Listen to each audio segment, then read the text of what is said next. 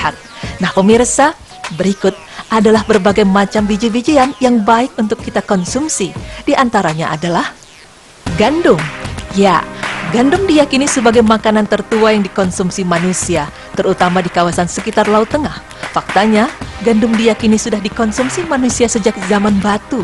Itu terbukti lewat beberapa fakta hasil penggalian arkeologi di sejumlah negara yang menunjukkan bahwa gandum dulu sangat diagungkan keberadaannya sebagai tanaman pembawa berkah yang dihargai dan disucikan. Gandum diyakini kaya akan kandungan vitamin dan mineral.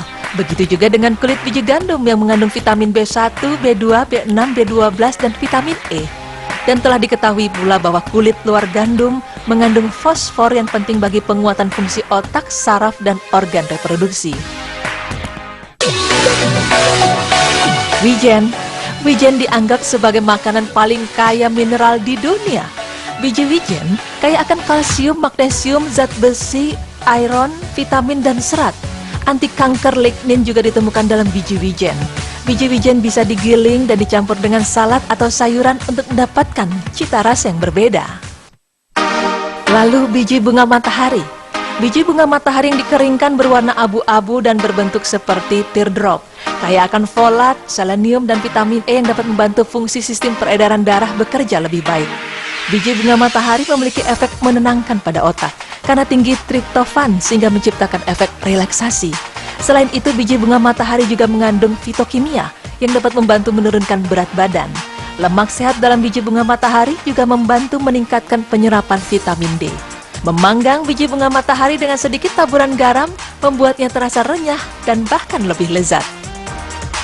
Biji bunga matahari dan biji semangka yang dikeringkan secara alami dikenal sebagai kuaci dan sangat populer di masyarakat. Makanan ini mengandung zat besi, kalium, magnesium, vitamin B, lemak, dan kalori yang penting untuk nutrisi sehari-hari.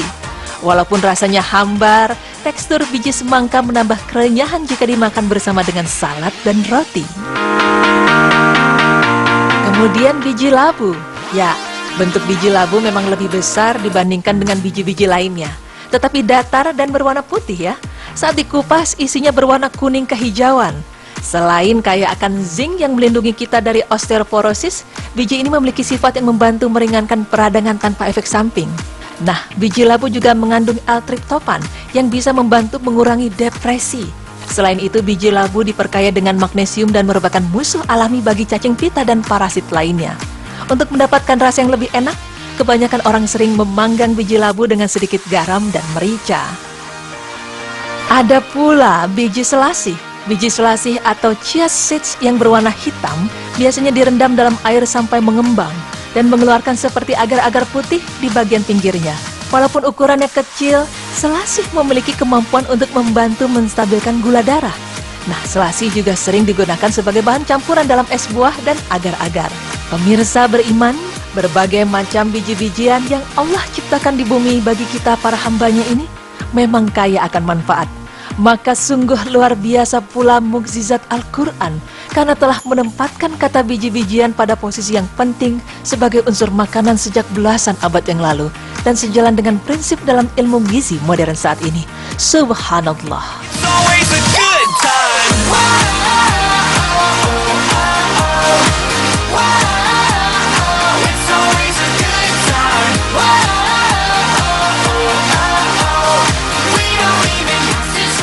Ya baik, jadi jelas banget ya pemirsa kenapa disebut berkali-kali dalam Al-Quran. Ternyata keutamaan dari biji-bijian itu banyak sekali manfaat baiknya untuk tubuh kita. Benar sekali, tadi disebutkan di beberapa surah ya. Di surah Yusuf, Al-An'am, terus ada juga di surah Yasin juga disebutkan gitu.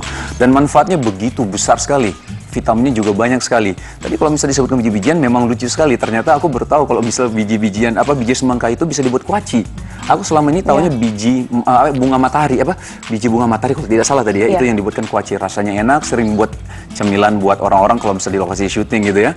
Nah, terus banyak juga manfaat-manfaat memang yang memang disebutkan di dalam Al-Qur'an. Ini semakin jelas ya bahwa mukjizat Al-Qur'an itu begitu luar biasa sekali. Bagaimana sudah diterangkan begitu jauh, begitu lama sekali sampai sekarang baru baru tahu kita bahwa manfaatnya begitu luar biasa sekali. Gitu. Iya betul sekali, luar biasa banget tadi pemirsa, ini nambah pengetahuan kita juga, dan ternyata di Al-Quran dijelaskan lebih detail lagi tadi berapa lama biji itu akan menjadi tumbuh, menjadi sebuah buah, jadi pohon. Dan biji gandum ternyata yang paling tua ya tadi ya? Paling tua, gandum tua itu ternyata, makanan iya. yang paling tua yang dikonsumsi.